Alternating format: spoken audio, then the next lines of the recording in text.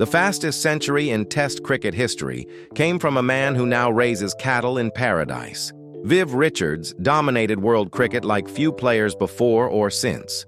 Between 1974 and 1991, he terrorized bowling attacks across every cricket ground on the planet. His batting was pure aggression mixed with elegance. Bowlers feared him. Captains had no answers for him.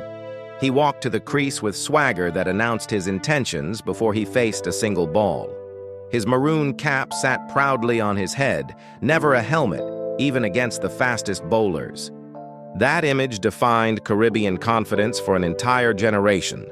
Today, this cricket icon lives on his sprawling estate in Antigua, the island that shaped him. He runs a cattle ranch and manages various business interests. He remains deeply connected to the land and people who made him who he is. Richards played 121 test matches for the West Indies. He scored 8,540 runs at an average of 50.23. He made 24 test centuries with a highest score of 291. These numbers barely capture his impact. He scored at a rate that left opponents breathless. His strike rate was over 86 runs per 100 balls in test cricket, phenomenal for his era. In one-day internationals, he was even more destructive. He made 6,721 runs in 187 matches at an average of 47.0. He captained the West Indies to dominance. Under his leadership, the team never lost a test series. This record remains unmatched in cricket history. But statistics cannot capture the fear he instilled or the joy he brought to millions of fans across the Caribbean and beyond. Isaac Vivian Alexander Richards was born on March 7, 1952, in St. John's, Antigua. His childhood was humble and typical for the island. He played cricket everywhere, on beaches, in streets, on rough fields without proper equipment. His talent emerged early and obviously. By his teenage years, everyone in Antigua recognized his special abilities. He didn't just hit the ball hard.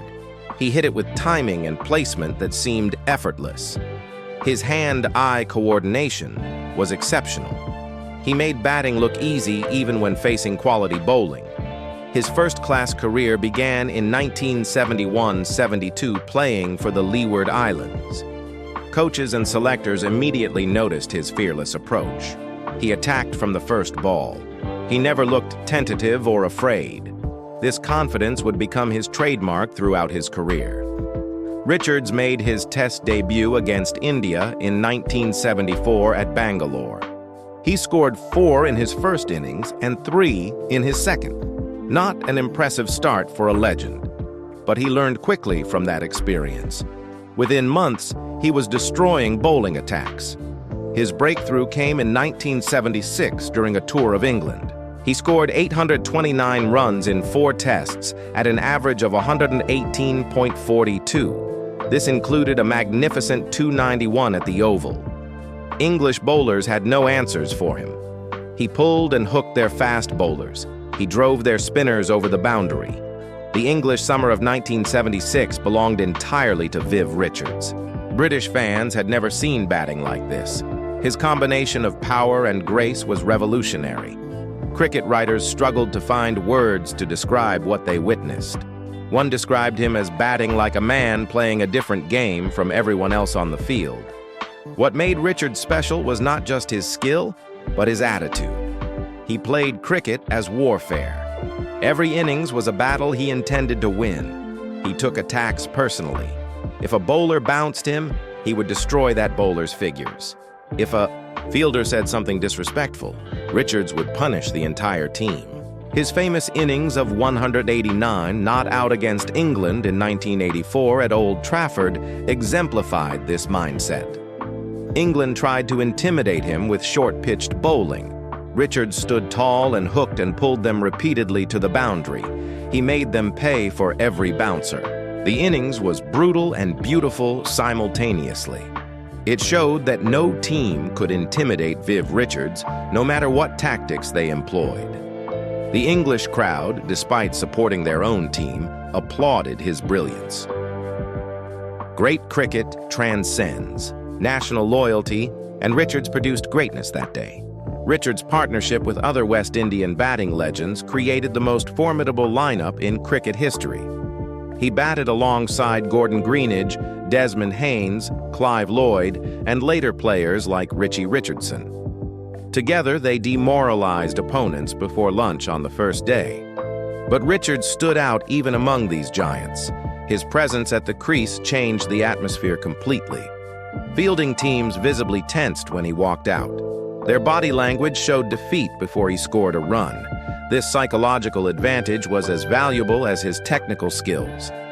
Richards understood the mental game better than almost anyone who played cricket. He knew that confidence and intimidation could decide matches before the first ball was bowled. His fielding was exceptional, particularly in the covers and at backward point. He saved countless runs with his athleticism and powerful throwing arm. Batsmen thought twice before attempting runs in his direction. He took catches that seemed impossible, diving full length to dismiss batsmen. His presence on the field lifted his entire team. Young West Indian players drew inspiration from his confidence and commitment. He led by example in every aspect of the game. His captaincy from 1985 to 1991 was hugely successful. The West Indies never lost a Test series under his leadership. This achievement remains unique in cricket history for a captain who led in more than 10 series. His tactical awareness was excellent. He understood match situations instinctively. He knew when to attack and when to defend. He rotated his fearsome, fast bowlers perfectly to maintain pressure on opponents. The 1979 World Cup final at Lord's showcased Richards at his absolute best. West Indies faced England in front of a packed crowd at cricket's spiritual home.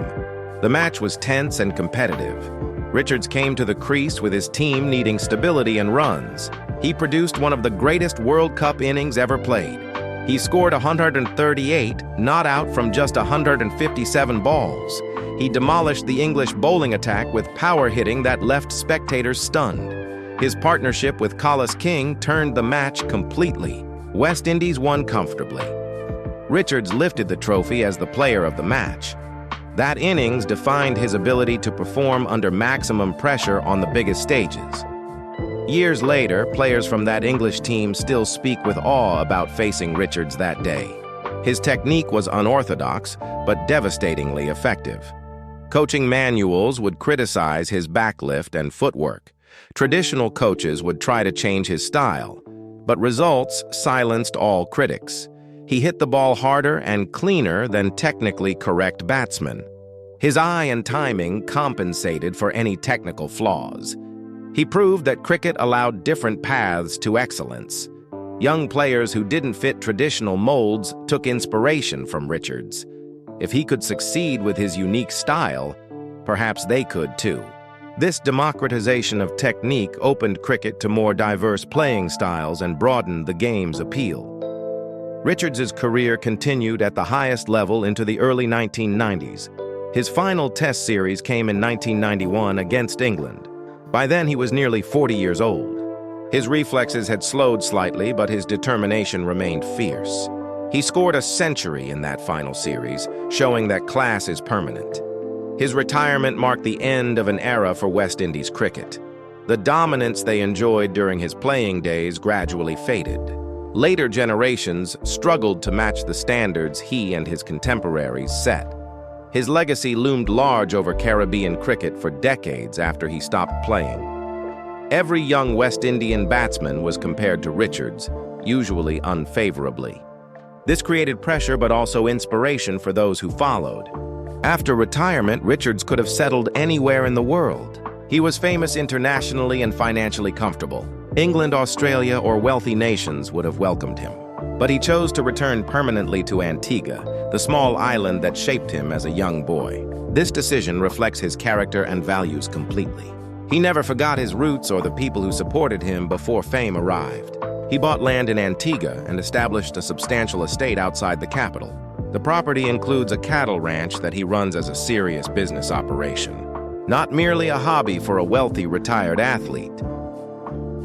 Raising cattle in the Caribbean presents unique challenges that Richards had to learn and overcome. The climate is hot and humid year-round. Grass quality varies dramatically depending on rainfall patterns. Diseases affect livestock more severely than in temperate regions. Parasites thrive in tropical conditions. Richards studied cattle management carefully before expanding his operation. He consulted experts from other Caribbean islands and from countries with successful tropical cattle industries.